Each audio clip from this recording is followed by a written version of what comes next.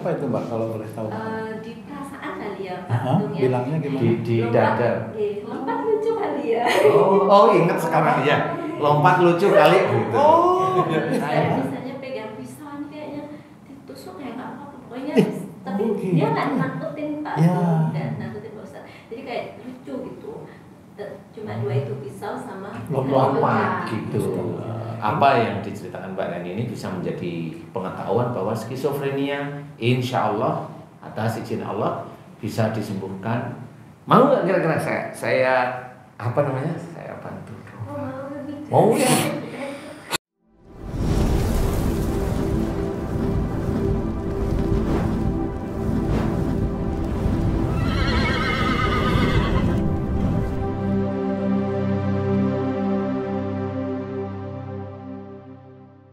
Bismillahirrahmanirrahim. Assalamualaikum warahmatullahi wabarakatuh. Waalaikumsalam warahmatullahi wabarakatuh. Sahabat beriman, para pemirsa Ustadz Danu Official Channel dimanapun berada, apa kabar semua? Mudah-mudahan kita dalam keadaan sehat walafiat dan senantiasa dalam lindungan Allah Subhanahu wa Ta'ala. Amin. Sahabat beriman, di video kita kali ini kami kedatangan seorang tamu wanita yang nanti akan sharing dan berbagi pengalaman bersama kami di sini. Dari mana nih? Nanti akan kami perkenalkan,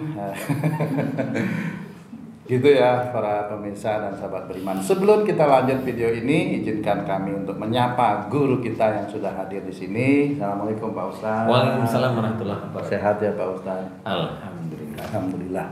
Juga hadir bersama kami di sini Mbak Ulan. Assalamualaikum Mbak Ulan. Waalaikumsalam warahmatullahi wabarakatuh. Alhamdulillah.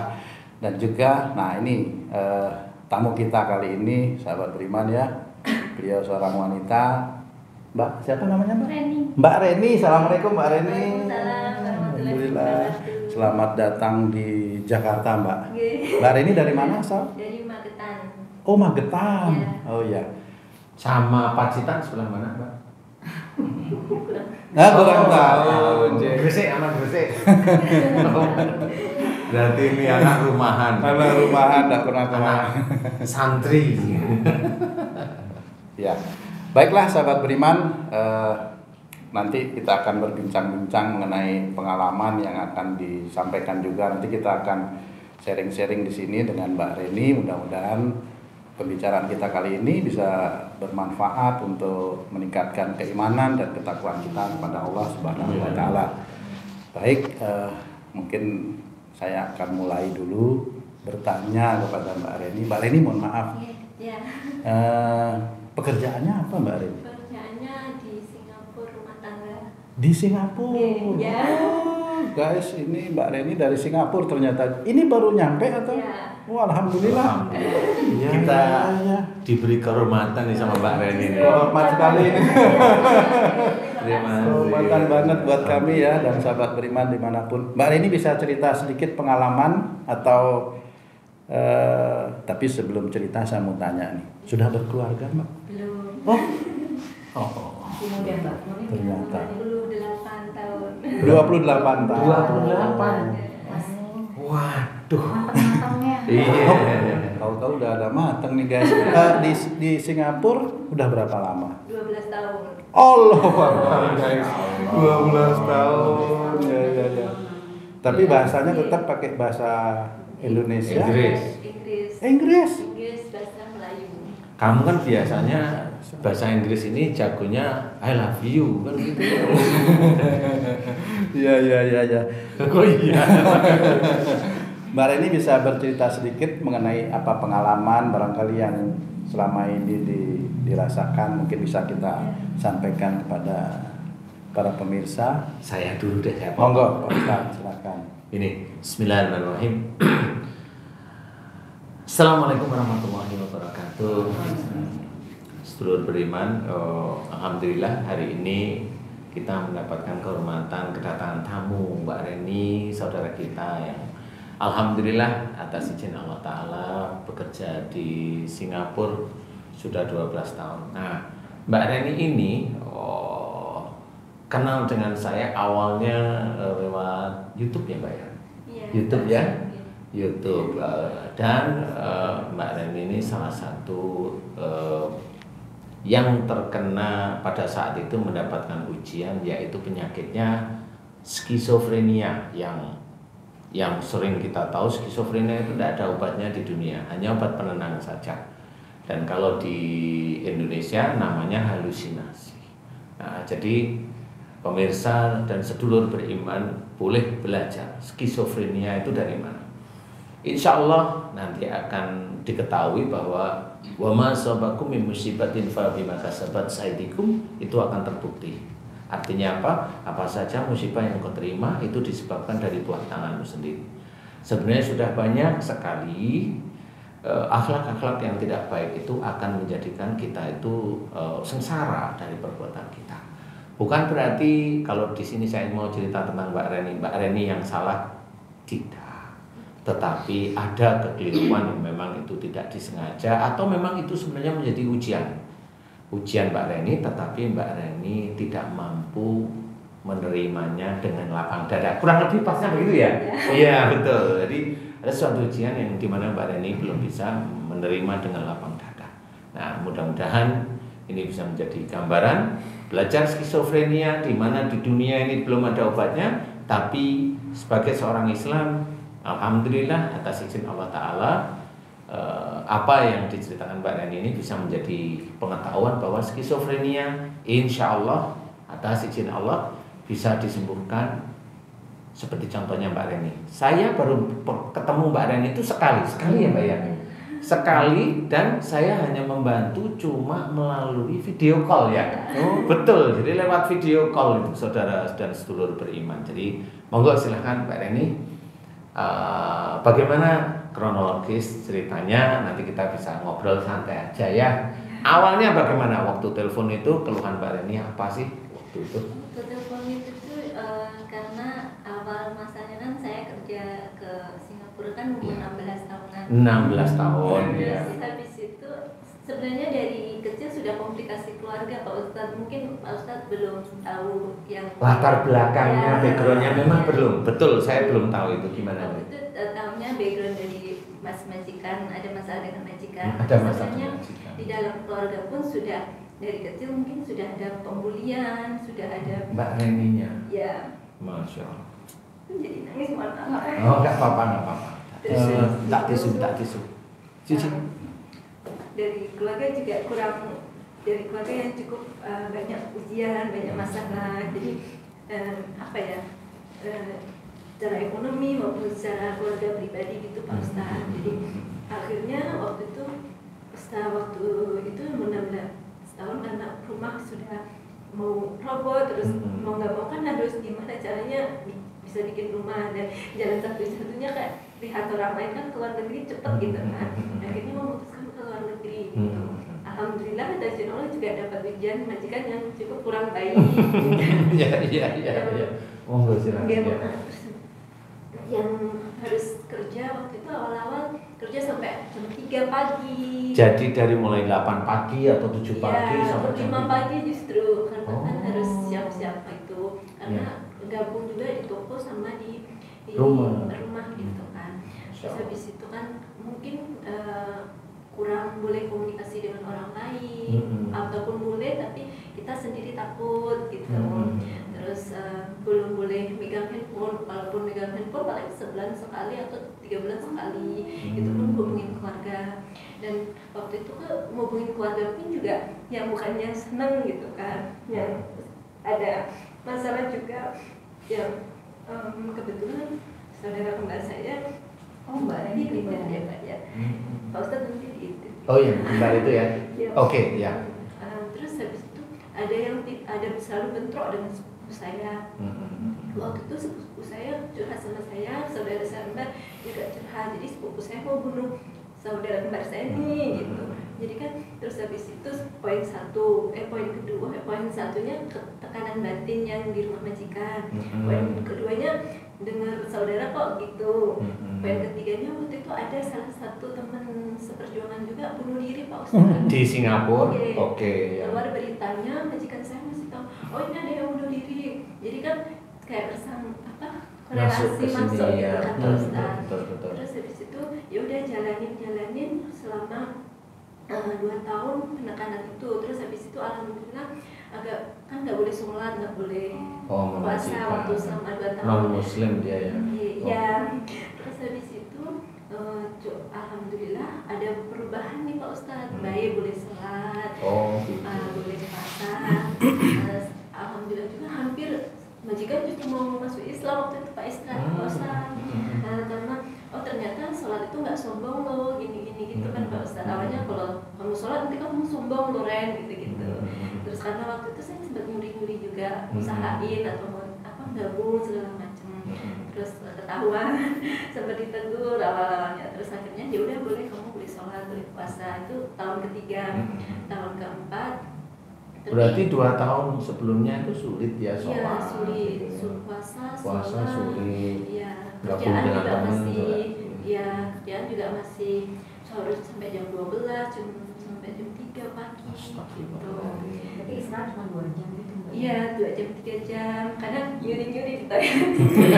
Di Thailand tidur. Iya. Masya Allah. Karena kan nggak bisa ngomong sama siapa-siapa, jadi dipendem gitu kan Bu. Terus habis itu akhirnya pindah majikan. Waktu pindah majikan tahun kelima. Alhamdulillah dapat yang baik dan ketemulah YouTube Pak Ustadz Danu mulai kebuka nih, dapat majikan yang baik, terus ketemu YouTube Pak Ustadz Danu yang kebetulan yang schizophrenia juga. Apakah ini yang saya alamin? Waktu itu saya nggak sadar Pak Ustadz. Waktu itu sudah ada suara-suara sebenarnya. Sudah mungkin tahun kedua. 3 atau gitu ya. Ngomongnya apa itu Mbak kalau boleh tahu? Di perasaan kali ya Pak. Bilangnya gimana? Di dada. Lompat lucu kali ya. Ingat sekarang ya. Lompat lucu kali gitu. Kayak kalau kamu suaramu itu yang di sini itu Bandeng Presto lucu kali ya. Ya itu. Terus kayak misalnya pegang pisau ini kayaknya ditusuk kayak nggak apa-apa pokoknya. Tapi dia nggak nakutin Pak. Nggak nakutin Pak Ustadz. Jadi kayak lucu gitu. Cuma 2 itu pisau sama lompat gitu. Ini memang, maaf ya saya potong ya. Memang ini yang terjadi pada orang-orang yang terkena skizo itu seperti itu. Jadi biasanya teman-teman polisi itu menganggap itu bunuh diri normal. Padahal itu ada suara yang membimbing biasanya. Skizofrenia seperti itu. Kalau yang lompat itu, kalau Mbak Reni kan tertekan ya dari persoalan-persoalan itu. Nah di situ biasanya disuruh bunuh diri atau nusuk pisau atau motong ini umpamanya ya. Kalau yang lain bisa aja umpamanya dia berhutang di bank atau dia berhutang di rentenir yang nggak bisa bayar, dia pasti dikejar-kejar. Nah ini sudah nggak ngapa-ngapain, apalagi di pandemi ini banyak sekali kali ya, ya yang terjun dan sebagainya. Monggo, ini gambaran jadi teman-teman beriman itu memahami skizofrenia kayak bagaimana, karena skizofrenia itu bukan seperti kesurupan, beda. Nah ini skizofrenia itu nggak kayak kesurupan, ada yang ngomong, kalau nggak di sini itu di sini ada yang ngomong. Silahkan dilanjutkan Mbak Reni. Dari situ mencoba akhirnya memperbaiki akhlak, mendengarin nasihat Ustadz Danu, ditulisin sampai berapa buku, 4 buku dicatin semuanya detail satu-satu. Mungkin ini yang salah, minta ampun setiap hari, minta ampun keluarga. Karena memang kalau boleh cerita ya Pak Ustadz, dari kecil itu keluarga saya mungkin cukup banyak ujian, banyak masalah. Saya pun juga baru ketemu ibu saya selama 28 tahun, baru 20 bulan kemarin ketemu. Masya Allah. Jadi saya sama nenek jadi kayak numpuk gitu Pak. Betul. Terus jadi keluarga juga satu sama lain saling bentrok gitu kan. Terus habis itu ya saya mencoba untuk ngikutin nasihat Ustaz satu-satu. Walaupun saya sendiri gimana ya, mungkin susah, masih terbawa belajar atau masih menumpuk, karena biasanya kan sebenarnya kalau saya lihat dari Mbak Reni kan maunya belajar, tetapi kan masalah itu kesannya belum ada solusi, jadi ada kesulitan.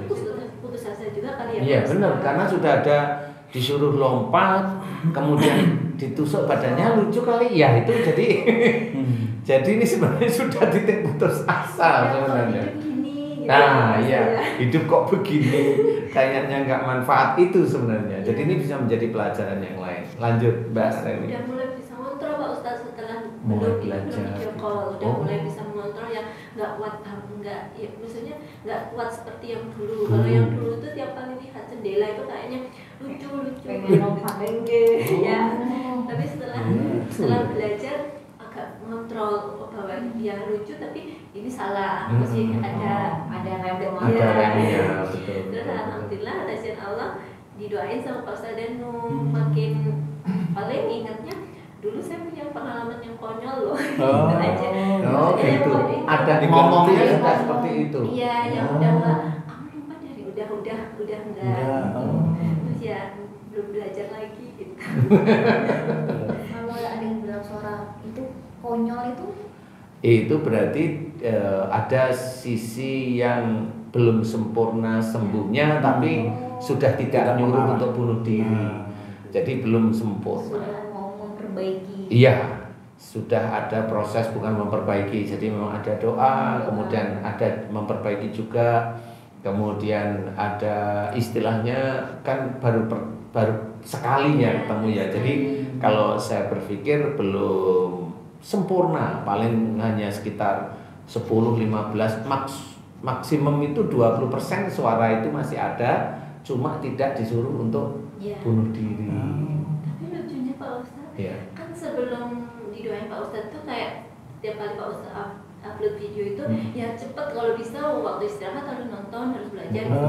Tapi setelah didoain, mohon maaf setelah mungkin didoain yang ada itu Dajalnya. Oh iya betul. Ingat. males nanti aja deh dengerin, nanti aja deh dengerin, Harus didoakan. Iya gitu kan. Apa saya pikir masih ada kali ya, belum Iya. tapi saya usahain tiap kali upload ya walaupun ntar selisihnya 2 hari tetap nonton, tapi nggak yang se-instan nggak instan sebelumnya. Kalau sebelumnya itu waktu istirahat ya udah langsung nonton gitu, ya. Kayak nggak ada buang waktu. Ya nggak. Kalau sekarang tuh kayak ada gangguan, nanti dulu deh. Atau begini Mbak Reni. Kalau ini pertanyaan nakal saya, atau begini, atau karena Mbak Reni sudah mulai nyaman, sudah mulai nggak terganggu, jadi nanti insya Allah itu bisa. Oh gitu, jadi Itu bisa. Nah kalau si Dajjal itu biasanya ada kalimat, jangan nonton gitu. Kalau ada kalimat jangan nonton, nah itu biasanya Dajjal. Jangan nonton seperti, karena relatif yang saya amati itu seperti itu. Jadi kayak umpamanya Ustadz Asep yang dulu, beliau kan sudah dihilangkan nih. Suatu ketika nanti yang di dalam muncul di dalam muncul. Jadi bukan kemasukan, jadi di dalam muncul. Suatu ketika beliau itu nyusun buku itu, waktu itu serius kemana ada yang ngomong, ngapain nyusun buku itu? Letain aja komputer, gitu jawabnya. Nah dari situ mulai, ini gini, sampai Ustadz Asep itu di Saudi waktu itu umroh. Pada saat dibuka pertama kali Saudi untuk umroh itu, waktu pandemi kemarin, itu si anak buah Dajjalnya itu memaki-maki saya terus. Jadi Ustadz Asep walaupun di depan Ka'bah dimaki-maki terus. Jadi akhirnya sampai di Indonesia dari Saudi, malam itu hari itu juga pagi, malam, kemudian pagi, siang sore ketemu sama saya. Nah di situ baru diselesaikan.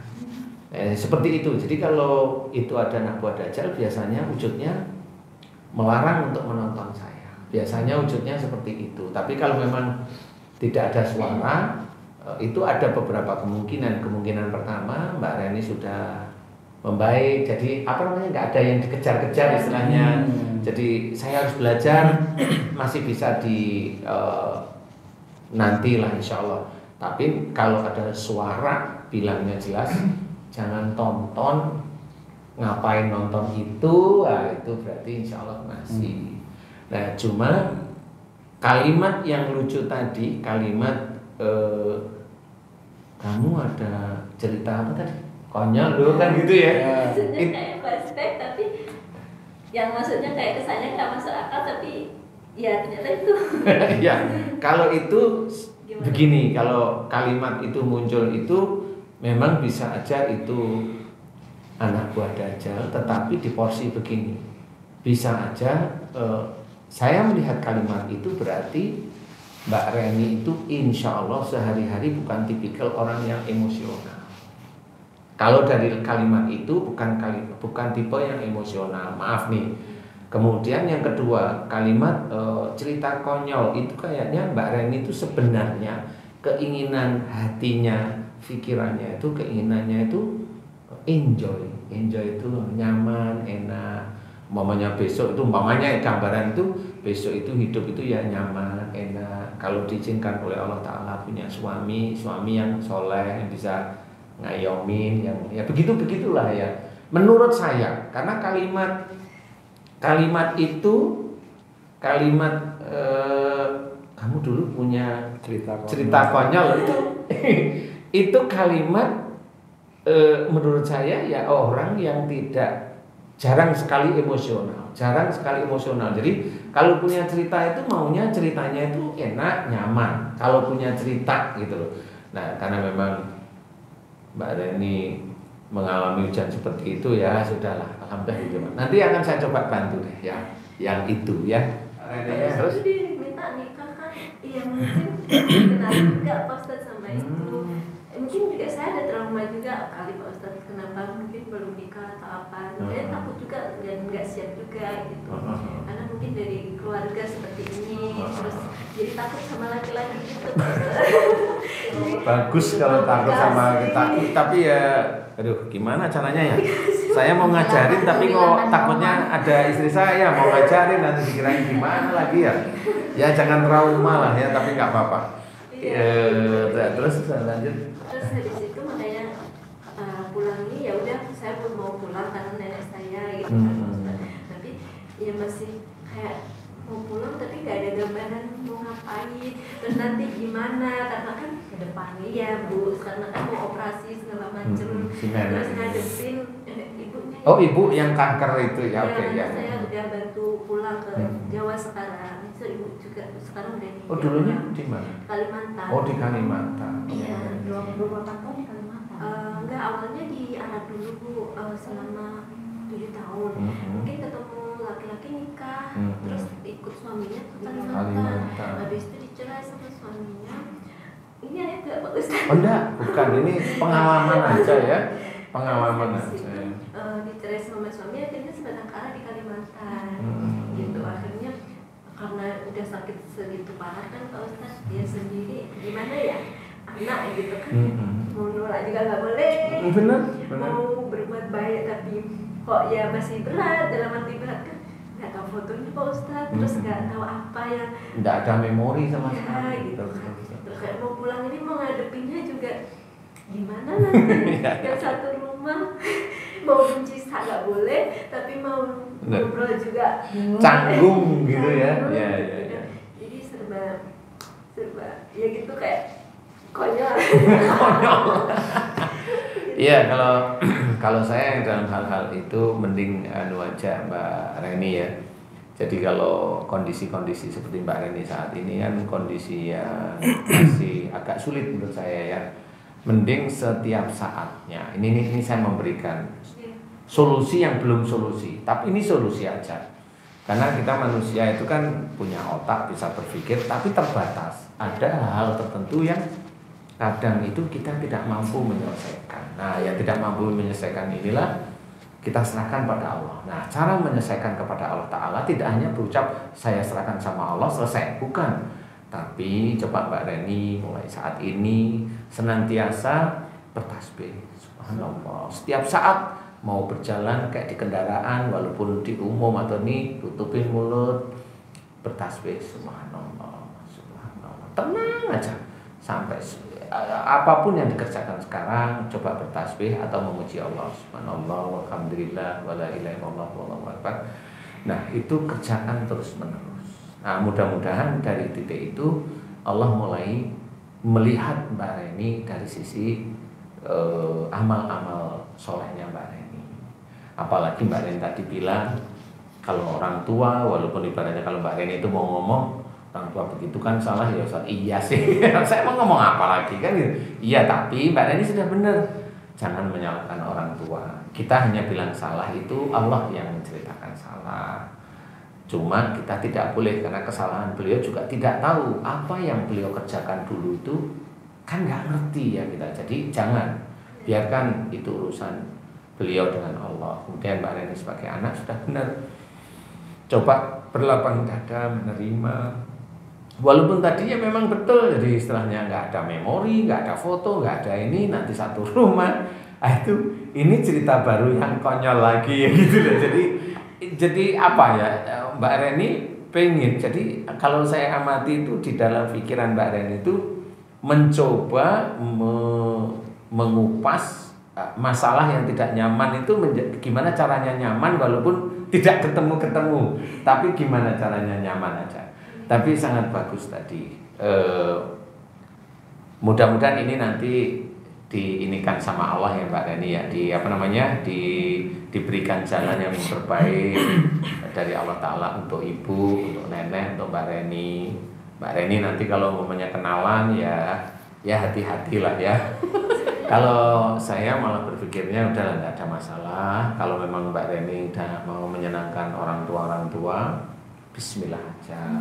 Karena bagaimanapun juga belum ada cadangan laki-laki yang siap dengan Mbak Reni kan bingung juga saya ya. Umpama mau dinikahkan juga bingung. Kalau saya mending serahkan sama Allah dengan lebih banyak bertasbih, memuji Allah. Yang begitu itu nanti akan menjadikan sesuatu terbaik untuk Mbak Reni. Terbaik itu begini maksud saya. Bukan berarti yang mau dijodohkan Mbak Reni itu terbaik, belum tentu juga. Karena nggak tahu, itu kan manusia ya. Tapi bisa aja itu juga terbaik. Bisa aja kalau memang ada masalah, tapi Mbak Reni itu mencoba untuk sabar, tenang, tetap istiqomah di jalan Allah. Bisa aja kalau memang itu gagal. Nah, mudah-mudahan yang berikutnya inilah yang nanti itu yang diharapkan Mbak Reni, yang selama itu yang ditunggu. Betul-betul orang yang paham Mbak Reni, menghormati Mbak Reni, sayang. Mudah-mudahan di titik itu. Kalau ini doa saya, kenapa saya cerita mudah-mudahan di titik itu? Karena kalau memang Mbak Reni betul-betul serahkan sama Allah, senantiasa zikrullah terus-menerus dengan bertasbih atau memuji Allah terus-menerus mulai saat ini, mudah-mudahan dari situlah Allah senantiasa melindungi Mbak Reni. Melindungi itu bukan dari serempet kendaraan, bukan, melindungi itu dari semua hal. Dari mulai dapat rezekinya dilindungi, dari mulai dapat suaminya, dari mulai bertemu dengan ibunya, semuanya dilindungi oleh Allah Ta'ala. Yang kadang-kadang kita sendiri tidak paham, oh saya dilindungi oleh Allah Ta'ala, baru tahunya setelah kejadian, banyak kejadian. Insya Allah kurang lebihnya seperti itu ya Mbak Reni ya. Alhamdulillah ini Mbak Reni contoh bagi seseorang yang kenapa skizofrenia itu bisa terkena Mbak Reni. Karena Mbak Reni memang banyak sekali tekanan pada saat tersebut, banyak sekali tekanan. Nah Mbak Reni, ini hanya sekedar bonus, tapi saya akan mencoba untuk mendoakan sebentar aja ya. Mau nggak kira-kira saya bantu? Mau ya. Kalau di dalam tubuhnya Mbak Reni ada ilmu, bisa saya bantu lepaskan. Mbak Reni ikhlas lillahi ta'ala, amin. Dan yang ngunci, nah ini ngunci nih. Jadi yang ngunci ini mirip seperti bipolar, bisa skizo tapi larinya ringan-ringan. Begini Mbak Reni, tekanan demi tekanan yang dialami Mbak Reni dahulu, yang dimana Mbak Reni ada kesedihan, tapi Mbak Reni itu pinginnya itu nyaman. Jadi kesedihan dan pinginnya nyaman itu menyatu. Nah ini yang saya amati, muncullah suara makhluk yang tadi berkata konyol itu tadi. Ini makhluk sebenarnya Mbak Reni. Dan ini masuk ke dalam hati, ke dalam pikiran Mbak Reni. Insya Allah ya disebabkan karena pada saat tersebut Mbak Reni banyak sekali tekanan, ada kesedihan, ada jengkel, walaupun jengkelnya itu nggak kuat sih. Kemudian ada putus asanya sekarang sudah tidak terlalu. Dan kemudian ada juga keinginan Mbak Reni yang nyaman, keinginan Mbak Reni yang nyaman. Ini menyatu sehingga keinginan yang dibarengi dengan kesedihan ini tetap akan memasukkan makhluk ke dalam pikiran, ke dalam hati Mbak Reni. Nah, Mbak Reni, nanti Mbak Reni untuk menghilangkan itu, Mbak Reni harus berjanji pada Allah Ta'ala. Janjinya itu ringan, seperti berjanji maunya kayak gini. Bismillahirrahmanirrahim. Ya Allah, mulai hari ini saya berjanji belajar untuk tidak mudah sedih, nomor 1. Tidak mudah jengkel dan kecewa, nomor 2. Tidak mudah putus asa. Nah, putus asanya sekarang kan sudah enggak nih. Dan saya juga tidak berharap banyak, kepingin nyaman ya, walaupun itu nanti luapkan dalam doa ya. Saya juga tidak berharap banyak, nyaman yang sangat berharap. Izinkan aku bisa belajar lillahi ta'ala. Seperti itu aja. Niat, mudah-mudahan nanti makhluk itu mulai lepas ya. Siap, saya bantu doa Mbak Reni ngaminin. Mudah-mudahan ada sesuatu yang lepas di dalam pikiran atau dada atau kepala Mbak Reni. Walau saya atau doa singkat. Bismillahirrahmanirrahim. Alhamdulillahirabbil alamin. Asyhadu an la ilaha illallah wa asyhadu anna Muhammadar Rasulullah. Allahumma sholli ala Muhammad wa ala ali Muhammad kama shallaita ala Ibrahim wa ala ali Ibrahim innaka Hamidum Majid. Ya Allah, aku mohon kepadamu untuk Mbak Reni. Aku mohon kepadamu ya Allah, jika Mbak Reni terkena skizofrenia atau bipolar ya Allah, di mana makhluk-makhluk tersebut masuk ke dalam pikiran, hati, motorik, memorinya Mbak Reni, batang otaknya, seluruh organ-organ yang ada dalam kepalanya Mbak Reni maupun yang ada di dadanya Mbak Reni ya Allah, aku mohon kepadamu makhluk-makhluk yang menguasai dari kesedihan, jengkel, kecewa dan putus asa serta keinginan Mbak Reni yang hidupnya enak seperti anak-anak muda, seperti biasanya anak-anak muda, anak-anak remaja yang bisa memiliki kesenangan sehari-hari. Ya Allah, aku mohon kepadamu jika apa yang dikerjakan Mbak Reni tersebut salah di hadapanmu, keinginan yang sangat kuat yang salah di hadapanmu, ampuni kesalahan dan dosa-dosa Mbak Reni, ampuni kesalahan dan dosa-dosa Mbak Reni ya Allah, amin. Dan aku memohon kepadamu jika dari kesalahan tersebut masuklah jin dan ifrit ke dalam seluruh organ-organ yang ada dalam tubuhnya Mbak Reni, termasuk pikiran, motorik, batang otak, memori, otak depan, keseimbangan Mbak Reni, dan juga yang ada di dadanya Mbak Reni, di hatinya Mbak Reni. Aku mohon padamu lepaskan jin dan ifritnya. Dan aku mohon padamu jika ada dajjal mengunci jin dan ifrit dari kesedihan yang kuat sekali, dari keinginan senang yang juga kuat sekali, aku mohon padamu hancurkan dajjalnya dengan kuasamu dan dengan kekuatanmu yang ada dalam otak, dalam kepala, dalam dada, dalam hatinya Mbak Reni, dengan kuasamu dan dengan kekuatanmu ya Allah, amin ya rabbal alamin. Subhanallah walhamdulillah wala ilaha illallah wallahu akbar wala haula wala quwata illa billahil aliyil azim. Kun ya Allah, aku mohon kepadamu ya Allah, jika di dalam tubuhnya Mbak Reni ada ilmu-ilmu dari orang tua sebelum Mbak Reni, hancurkan mantra-mantra ilmunya ya Allah dengan kuasamu dan dengan kekuatanmu ya Allah, amin. Lepaskan seluruh ilmu-ilmu yang ada dalam dadanya Mbak Reni ya Allah dan seluruh tubuhnya Mbak Reni, amin. Dan jika di antara ilmu tersebut membangkang, hancurkan mereka dengan kuasamu dan dengan kekuatanmu. Subhanallah walhamdulillah wala ilaha illallah wallahu akbar wala haula wala quwata illa billahil aliyil azim. Kun ya Allah, berikanlah kesembuhan pada Mbak Reni ya Allah, amin. Mudah-mudahan dengan sembuhnya Mbak Reni bisa meningkatkan iman, ketakwaan Mbak Reni kepadamu ya Allah, amin amin ya rabbal alamin. Alhamdulillah ya Rabbal. Mbak Reni, apa yang dirasakan Mbak Reni? Saya tidak tahu. Mungkin lebih tenang. Oke, tenang.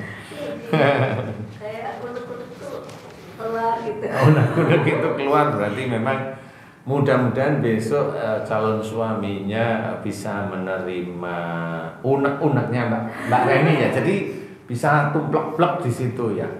Alhamdulillah, mudah-mudahan ini bisa menjadi manfaat bagi sedulur-sedulur beriman. Cerita Mbak Reni yang dulunya disuruh lompat, disuruh bunuh diri, disuruh nusuk, disuruh motong. Alhamdulillah suara itu sudah tidak ada. Ya, Alhamdulillah.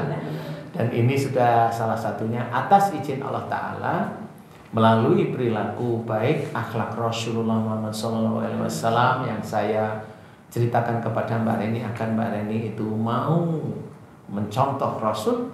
Alhamdulillah diizinkan oleh Allah Ta'ala sehingga suara untuk bunuh diri sudah tidak ada. Yang ada adalah suara-suara yang lucu-lucu. Tapi mudah-mudahan nanti bisa hilang ya. Amin ya Allah, amin ya rabbal alamin. Mudah-mudahan ini manfaat ya sedulur beriman ya. Amin ya Allah. Monggo. Ya. Sebenarnya tadi mau tanya juga sedikit tapi karena udah selesai udah doain. Mau tanya apa? Gini Mbak Reni, maaf ya. Waktu awal-awal itu kan merasa ada kok ada gini ada gitu. Itu yang muncul di pikiran atau di perasaan Mbak Reni apa kalau boleh tahu? Ada perasaan jengkel kah atau apa awal-awalnya itu? Awal-awal pas tuh sakitnya itu. Iya. Karena campur semua sih Pak tuh dalam Iya. hati capek, jadi jengkel Oh, semua, jengkel jadi itu ya. Oke. komplikasi kan Iya. Pak, jengkel rumah, jengkel apa, marah tapi lebih jengkel sih yang Oh, kuat. jengkel ya. Terus mau ngomong mungkin mendem juga. Oh, jadi iya. Semua. Iya, itu aja sih. Oke, terima kasih Mbak Reni. Kapan balik kira-kira? Insya Allah sih masih lihat kondisi. Juli. Ya, Karena Juli ada yang birthday. Tapi kalau misalnya pernah Pak Ustadz, saya misalnya nggak, kita ragu dan menolak. Apakah kita menyakitin hati nenek atau ngikutin, ya udah ikutin aja. Iya, ini saya nggak bisa bercerita kalau yang ini. Memang harusnya orang tua itu bertanya pada anaknya atau pada cucunya. Nah, yang repot ini kebanyakan orang tua itu hobinya memaksa. Tidak semua orang tua seperti itu. Tetapi kalaupun memang orang tua memaksa, ini sebenarnya salah di hadapan Allah Ta'ala. Memang saya nggak bisa menceritakan salah di hadapan manusia, tapi salah di hadapan Allah Ta'ala. La ikraha fiddin, tidak ada paksaan dalam agama Islam. Termasuk seseorang yang mau memeluk Islam itu selalu ditanya, kamu terpaksa nggak mau masuk Islam? Ini itu harus ditanyain. Dan kalau jawabannya saya terpaksa, siapa maksa kamu? Kalau saya nggak masuk Islam, saya ini, nah itu tidak boleh. Islam melarang seperti itu. Tetapi kalau dijawab saya tidak terpaksa, saya ikhlas, nah itu boleh dilanjutkan dengan bacaan syahadat. Nah, paham ya? Saya nggak bisa cerita Mbak Reni. Kalaupun umpamanya sudah bilang seperti itu, ya apakah Mbak Reni juga punya laki-laki yang menurut Mbak Reni lebih baik barangkali? Nah, itu kan yang nggak ngerti ya. Jadi ya di sini saya nggak bisa cerita. Kalaupun umpamanya Mbak Reni tanya, Ustadz, ada nggak laki-laki yang lebih baik daripada si itu? Wah, ini pusing saya nanti ya. Tapi Mbak Reni paham ya maksud saya, bahwa kalau saya di hadapan seperti itu pasti pusing. Tetapi yang lebih ringan begini aja, hadapi itu dengan serahkan kepada Allah Ta'ala. Makanya tadi kan saya sempat cerita, kalaupun nanti Mbak Reni dilindungi oleh Allah Ta'ala, bukan masalah dilindungi saat ini, nikah ini dijadikan baik, walau alam saya nggak ngerti. Bisa aja kalau memang ada persoalan, bisa aja pisah.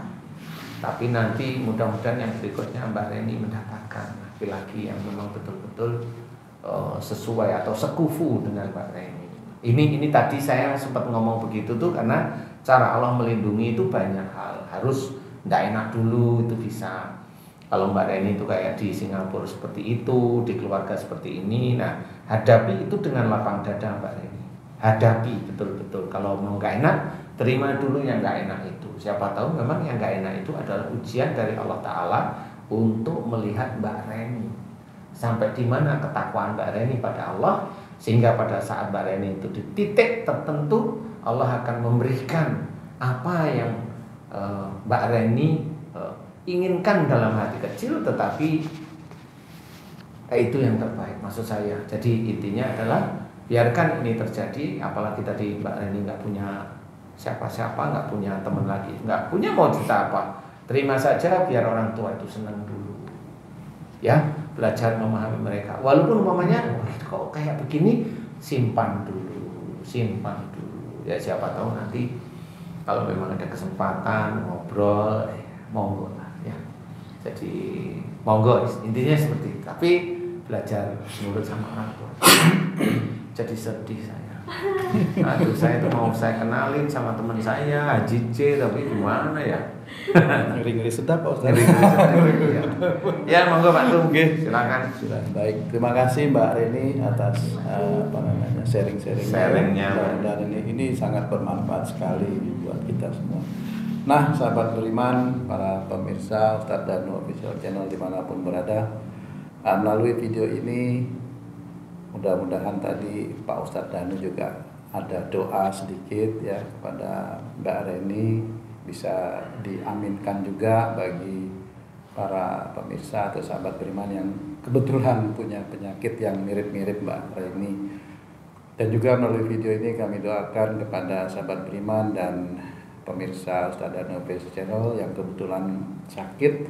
Mudah-mudahan Allah mengampuni banyak kesalahan dan dosa-dosa yang menyebabkan sakitnya, dan Allah mudahkan semua urusan dunia dan akhiratnya. Amin. Terima kasih banyak Pak Ustadz, Mbak Ular, Mbak Reni. Akhirul kalam, billahi taufiq wal hidayah. Wassalamualaikum warahmatullahi wabarakatuh. Waalaikumsalam warahmatullahi wabarakatuh. Alhamdulillah. Terima kasih Mbak Reni. Alhamdulillah, monggo ya. Bismillah.